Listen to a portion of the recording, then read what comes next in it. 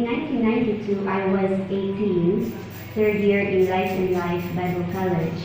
Pastor Mary Jane in Galia invited me to attend a mission convergence, and that was the first time I heard about the urgency of missions work.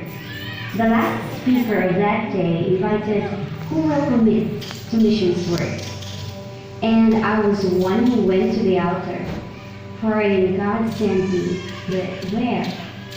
That night, God gave me a dream about a group of black people with full faces, with paints on their bodies, dancing surrounds me with their spirits.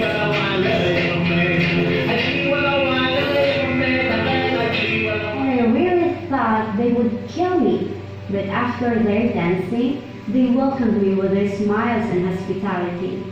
I never forgot that dream, since it was one of the dreadful dreams I have had in my entire life. I was one of those pastors who misunderstood missions work. I married a woman whose heart for mission. I went with her all engagement in missions because I am her driver. I heard all her mobilizations, but it takes time for me to fully understand mission. Sharon and I got married, bore our firstborn Zion Del. After our church assignment in Lianga and Baro, God led us to move to Butuan in 2004. I asked God, how long will we be staying in Butuan City? And God said, you will stay long. And in the year 2006, FMNP sent us to study Kairos course, and since then, I volunteered as an FMNP mission mobilizer up to the present. Wherever I go for mobilization, my family is one of my support system. 2013, my parents were enrolled as scholars in 4-month classroom missionary training program by Asia Center for Missions. My brother Zainrod was 3 years old that time, then I was 13.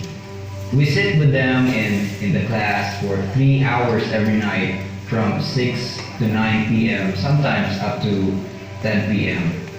In that season, ACM required us to go into deep seeking where we got to go after our graduation. And God brought me back to my dream many years ago. But I had no idea who are those people in my dream and where they are. Then God directed me to go search the national dances to the south part of my country, Philippines. In Indonesia, Malaysia, Timor-Leste, Papua New Guinea, Fiji, but I didn't find the dance in my dream. I was just ignoring Australia because I thought only white people living there. But just trying to click in Australia, to my surprise, I found them there and know their name, and they are an Aboriginal, the indigenous people group. Sharon told me about the people group we are going to, but I still ask God to reveal it to me too. Then God convicted my heart. Listen to your wife. Since that day, this people group settled a special place in our hearts. We always hear about them in the home to mention. When my parents teach at Life and Life Bible College, we are all in schooling and praying for the opportunity to serve Aboriginals indigenous people group in Australia. Meanwhile, my parents graduated from the MPP program. My kuya and I felt that we graduated too. Mom leads the team and the chef cook for that local exposure trip in Mount Tagkiling of Butuan City, serving Manobo tribe in 2 weeks. Unfortunately, on international exposure trip, my father wasn't able to go with us because of some clerical errors in his birth certificate, so he can't get a passport. After the mission exposure trips we had, we really tried to apply to some mission agencies to cater our calling, but the doors are closed, and we stopped doing it in our ways.